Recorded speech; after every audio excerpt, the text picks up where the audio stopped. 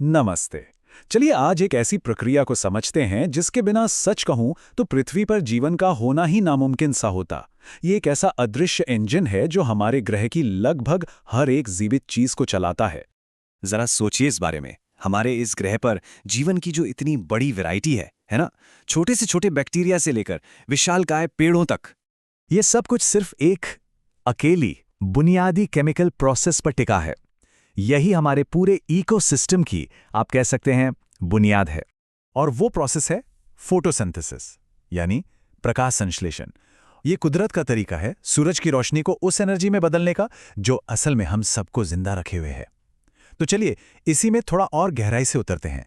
Photosynthesis को ऐसे समझिए कि ये धरती का मेन एनर्जी कैप्चर करने वाला सिस्टम है। मतलब ये सिर्फ पौधों के लिए खाना ही नहीं बनाता, बल्कि ये वो हवा भी बनाता है जिसमें हम सांस लेते हैं, और उसी खाने की बुनियाद रखता है जिसे हम सब खाते हैं। तो आखिर ये है क्या? एकदम सीधे सरल शब्दों में कहें तो फोटोसिंथेसिस वो प्रोसेस है जिसमें पौधे सूरज की रोशनी, कार्बन डाइऑक्साइड और पानी का इस्तेमाल करके इन्हें केमिकल एनर्जी में बदल देते हैं। और इस प्रोसेस से दो बहुत जरूरी चीजें निकलती हैं। एक तो शुगर यानी पौधों का खाना, और दूसरी ऑक्सीजन। अच्छा, तो ये सारा कमाल होता कहाँ है? चलिए अब जरा बड़े पिक्चर से हटकर माइक्रोस्कोपिक लेवल पर चलते हैं और उस जगह को देखते हैं जहां ये सब कुछ होता है, यानी क्लोरोप्लास्ट। इसे हम जिंदगी की छोटी सी हरी फैक्ट्री भी कह सकते हैं। अब देखिए, क्लोरोप्लास्ट को समझने के लिए इसकी तुलना अक्सर माइटोकॉन्ड्रियन से की जाती है, जिसे हम सेल का पावर हाउस कहते हैं, है ना? दोनों ही एनर्जी कन्वर्टर हैं, पर दोनों के सोर्स बिल्कुल अलग हैं। माइटोकॉन्ड्रियन शुगर को तोड़कर एनर्जी निकालता है, जबकि क्लोरोप्लास्ट सूरज की रोशनी से शुगर बनाता है। और यहीं पर क्लोरोप्लास्ट का एक खास हिस्सा थाइलाकॉइड अपना काम करता है। तो चलो इस फैक्ट्री के अंदर झांकते हैं। इसकी दोहरी दीवारें हैं, एक बाहरी और एक भीतरी मेम्ब्रेन। अंदर का जो हिस्सा है वो है स्ट्रोमा। समझिए ये फैक्ट्री का मेन असेंबली फ्लोर है जहां शुगर बनती है। और सबसे जरूरी चीज वो है थाइलाकॉइड्स। ये बिल्कुल सोलर पैनल्स की तरह हैं जो सूरज की रोशनी को पकड़ते हैं। फोटोसिंथेसिस का पूरा प्रोसेस मोटे तौर पर दो मेन स्टेज में होता है। पहला स्टेज है रोशनी को पकड़ना, इसे लाइट रिएक्शंस भी कहते हैं, और यहीं पर सूरज की एनर्जी को एक टेम्पररी केमिकल एनर्जी में बदला जाता है। ये काम 3 आसान स्टेप्स में होता है।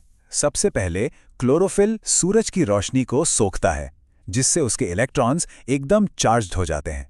फिर उन चार्ज्ड इलेक्ट्रॉन्स की जगह भरने के लिए पानी के मॉलिक्यूल्स को तोड़ा जाता है, और यहीं से जी हाँ ऑक्सीजन निकलती है। आखिर में इन हाई एनर्जी इलेक्ट्रॉन्स की ताकत को छोटे छोटे बैटरी पैक्स यानी एटीपी और एनएडीपीएच में स्टोर कर लिया जाता है। और बस यहीं से पता चलता है कि ये प्रोसेस कितना कितना ज्यादा जरूरी है। याद है वो दूसरा स्टेप, पानी का टूटना?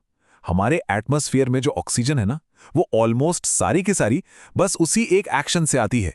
मतलब हमारी हर एक सांस अरबों साल पुराने इसी प्रोसेस से जुड़ी है। कमाल है ना?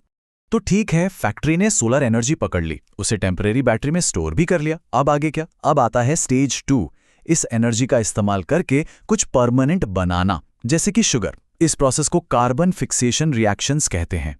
लेकिन सवाल ये उठता है कि सूरज की इस टेम्परेरी एनर्जी का इस्तेमाल करके सचमुच हवा से असली खाना कैसे बनाया जाता है?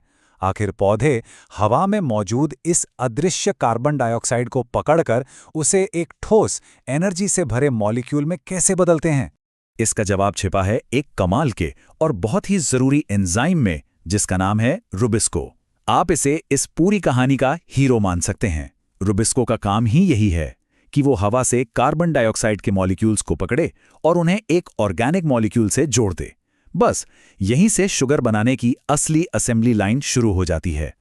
और ये जो कोटेशन है, ये रुबिस्को के स्केल को दिखाता है। मतलब ये सिर्फ जरूरी ही नहीं है, ऐसा माना जाता है कि ये धरती पर सबसे ज्यादा मात्रा में पाया जाने वाला प्रोटीन है। सोचिए, इससे पता चलता है कि ये प्रोसेस जिंदगी के लिए कितना ज्यादा सेंट्रल है। रुबिस्को जिस प्रोसेस की शुरुआत करता है उसे कहते हैं केल्विन साइकिल।